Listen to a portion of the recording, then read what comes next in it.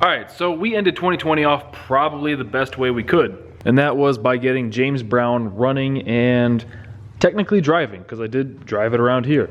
Obviously it's not done, still needs a few other things here and there, but it's pretty dang close.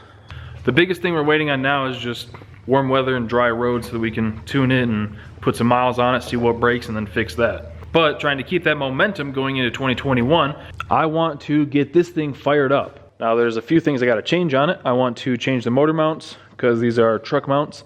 I need to wire it up, which isn't nothing. It's a small block Chevy. I need to obviously put the starter on it, put an oil filter back on it because I had to take that off to get headers in and out easier, and just a few little things here and there. I'll probably just pour some gas in the carb just so we can hear it fire up. Now, if you're unfamiliar with this car, this is my 1986 Monte Carlo SS that I traded a forged 331 and something else for this as a roller. It was a former like kind of weekend warrior drag car that had, let's see if you guys can see them. It had 2 of those seats in it and pretty much nothing else. And I wanted to turn it back to basically more of a street car. So I found some seats for it. Obviously they're the wrong color, but these seats are actually pretty hard to come by. And I found a back seat, which is nice. And pretty much aside from a center console and a gauge cluster, which my buddy has some of those that I'm going to try and scam off of him. And I'll probably put a filler panel in there because I'm not really a big radio guy. But aside from that, it's basically a complete car. It does have a turbo 350 in it. I think a stock converter right now, which isn't going to stay in it. I already got the drive shaft for it. I need to rebuild the rear end because there's like a full quarter turn on the yoke before the pinion engages the ring. So I need to pull that apart and see what's going on there, if there's teeth missing or, you know, what. This car was definitely abused. But for being in Michigan, it's really in pretty decent shape. You can see there's a little bit of rust here, a little bit on the fender lip there, kind of the same story on the other side. But yeah, the main goal for today is to have 3 running project cars. Obviously, we just talked about the RX-7. This thing does run and drive. It just needs a bunch of little stuff for the turbo. Needs the turbo drain into the engine, the feed hooked up to it. I need to redo the fuel system, belt, you know, little things like that. And then this thing will be functional. So that's kind of why my attention's on the Monte Carlo right now.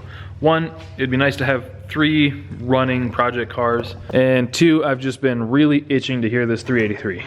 If you don't remember, I got this from a really nice guy named Joe. I traded him my Roadmaster wagon for it. He had all the paperwork for everything, so I know that it is a true 383 with nice crank rod pistons, blueprint heads, air gap intake, the gold Holly, which is rad. So I don't remember what cam he said was in it, but regardless, it should be like around the 400-450 horsepower range, which to me will be perfect for this thing because, you know, I've got 2 other basically race cars. Well, the Firebird is a race car. The RX-7, I'm going to keep calling it a street car. So I'm hoping that this thing with, let's say modestly 400 horsepower, I'm thinking it'll be, you know, a 12-second car pretty easily. So before you guys start skipping ahead, I think I'm just going to run to the store, grab a few parts for it, like the motor mounts and stuff. I'm just going to use basic off-the-shelf parts store mounts, and we'll start getting to work on the thing. All right, well, scratch that idea. Went to 3 different stores and nobody had anything. So if I'm gonna have to wait for them anyway, I'm just gonna order some online. I might get some, nah, I don't think I'm gonna put solid ones in here actually. I'll probably leave the stock bottoms, just get the car upper ones. So now I've just got to wiggle the motor back into place because we were lifting it up a bunch to get headers in and out a ton. And then once it's back in place, I need to put the exhaust gaskets in, get those bolted up. Obviously, like I said, wired up. And then probably siphon a little bit of fuel out of the generator because I don't want to go and get some because I forgot to grab some when I was out. And then throw a battery in it and hopefully turn the key and hear this thing fire up. I'm gonna have to set the timing too. The carb should be fine because it's the carb that was on this engine when it was running in Joe's truck. But the distributor we had to pull out and put back in. So the timing should be pretty close, but we're definitely gonna have to tweak it a little bit.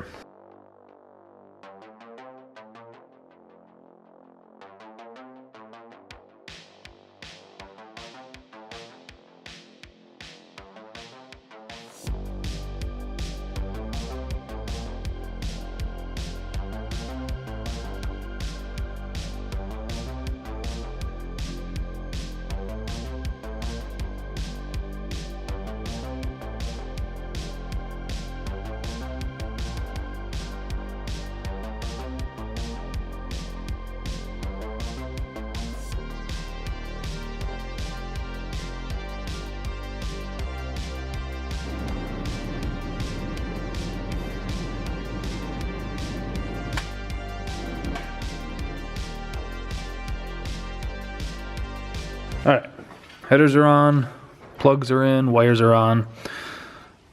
These ceramic boots are so nice.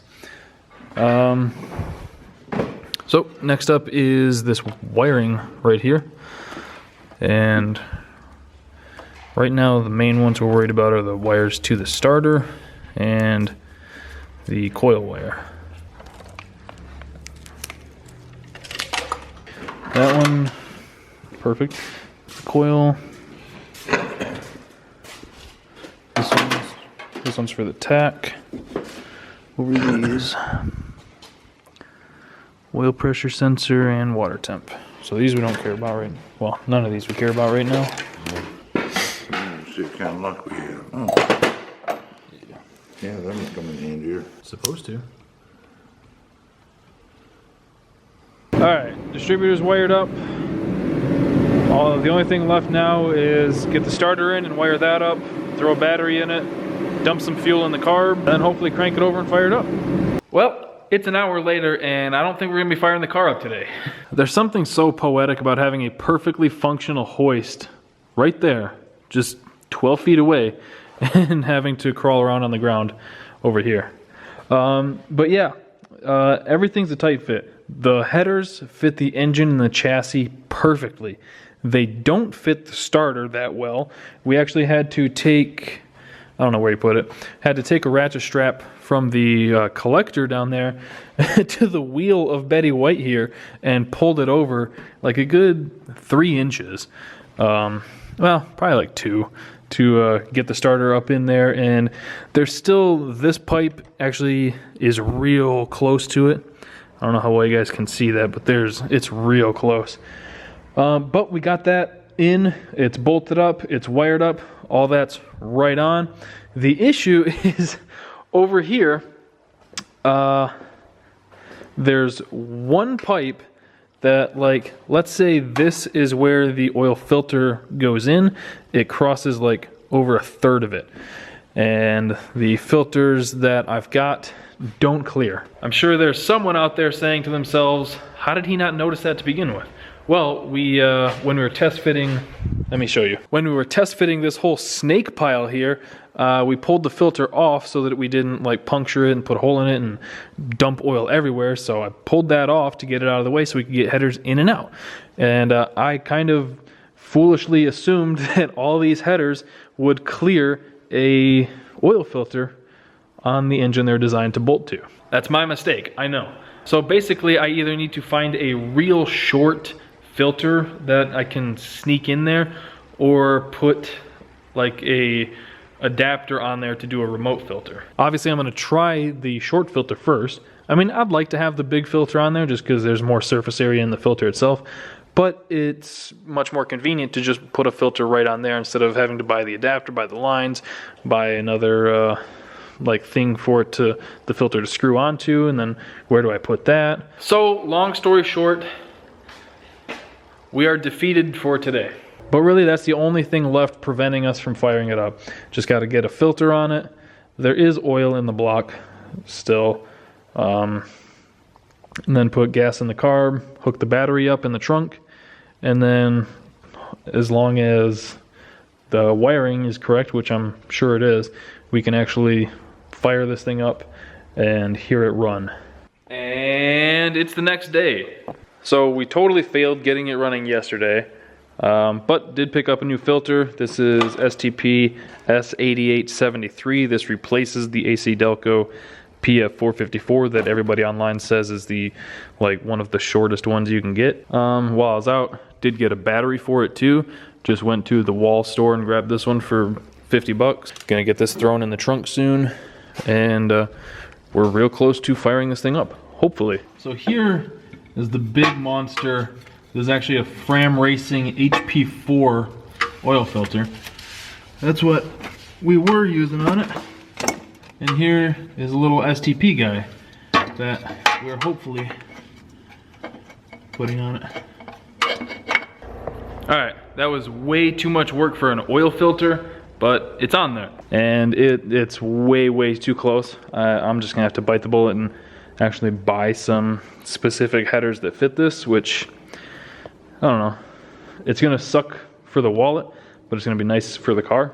Because right now, I'm worried about how close it is to the starter, and then it's actually touching a small corner of the oil filter, so that's not great. I'm not sure why they even make these headers. I don't know.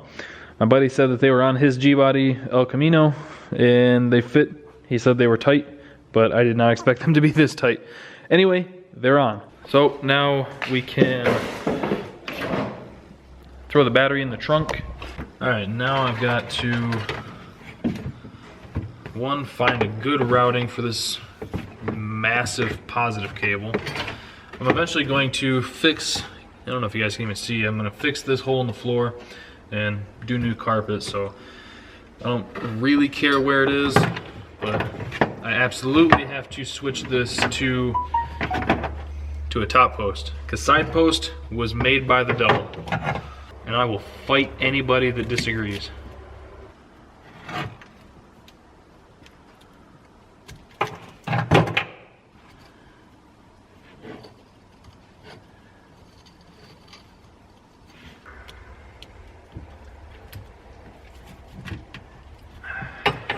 And then because this car is the car that it is, the ground cable is also red.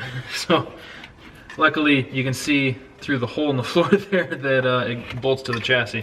So it's easy to not get them mixed up. All right, got that knocked out. I'm gonna wait to hook up the positive until we can figure out what's going on with the key switch inside. Because otherwise, as soon as I touch the cable to the terminal, this thing could do a bunch of weird stuff.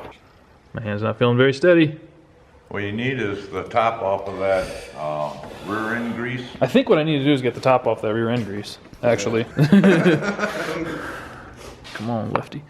I have no idea where the timing is. Did we ever pull the distributor? Yeah, we got it with the distributor out. Damn. Oh, fuck. Did we set it right when we put it in? We'll find out.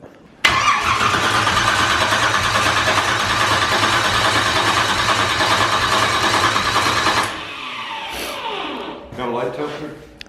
Yeah. Yeah. It's good smart. Okay. Might just need to pump the shit out of it. Yeah, I just did. Oh, did you? All right.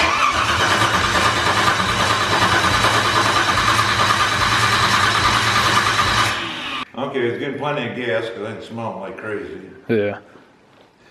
It's aiming at the one. Either gonna pop or do something, I hope. Yeah.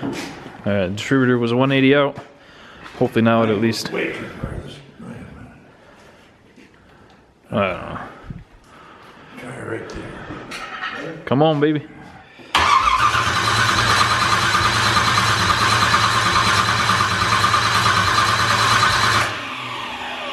I think I've got some starting fluid, but I was hoping to avoid that.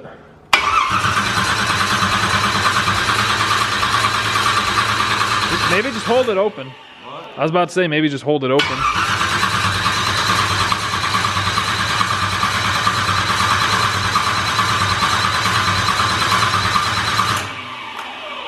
Something ain't right. Not doing shit. Alright, just put a different distributor in it just as like a trial and error thing. See if that's the issue. Fill the float bowls back up.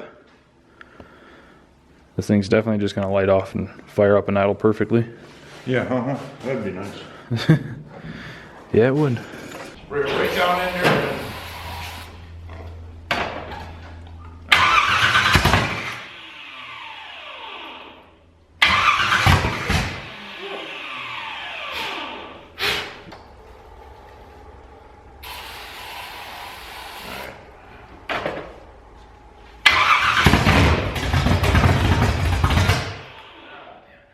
Shooter again.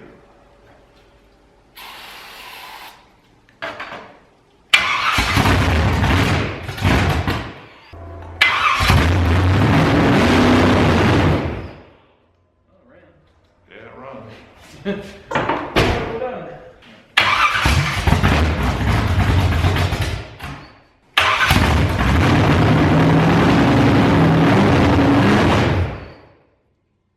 All right, so it does fire up, does run. Doesn't want to idle worth a heck because the gas that we're putting in the bowls is like at least a year old out of my generator there.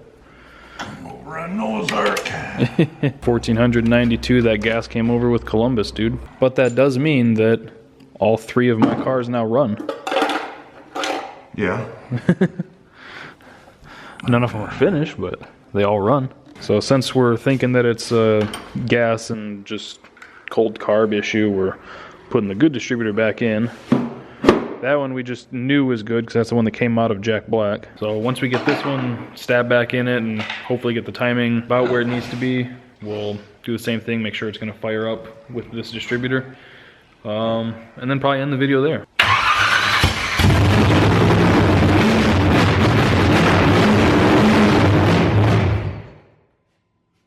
Better? Yeah. Sweet, sweet. Yeah, I got that tank outside. Just need to find or make straps for it and then plumb it. One step closer. Yep.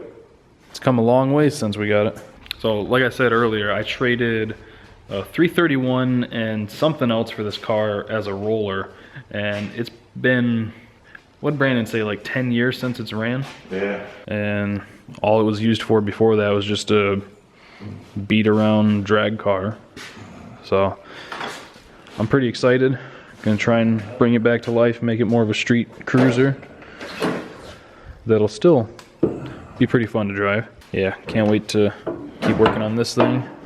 As far as like getting it driving, it really doesn't need that much because the transmission's done for the Firebird, so I can put that transmission in here, have the drive shaft. Need to figure out, probably just put new gears in the rear end. Shifter. What else they got in it for gears? I think he said 456, but they're so sloppy, I think a tooth broke. And then I've got radiators. I'm sure we could find or just buy radiator hoses. Fans aren't expensive. The thing's real close. Yeah. Yeah. And then I do actually want to go through and fix the rust and maybe repaint the car once it's at that point. So hope you guys enjoyed the video. Thank you for watching. Thank you for liking, commenting, and subscribing. We'll see you next time.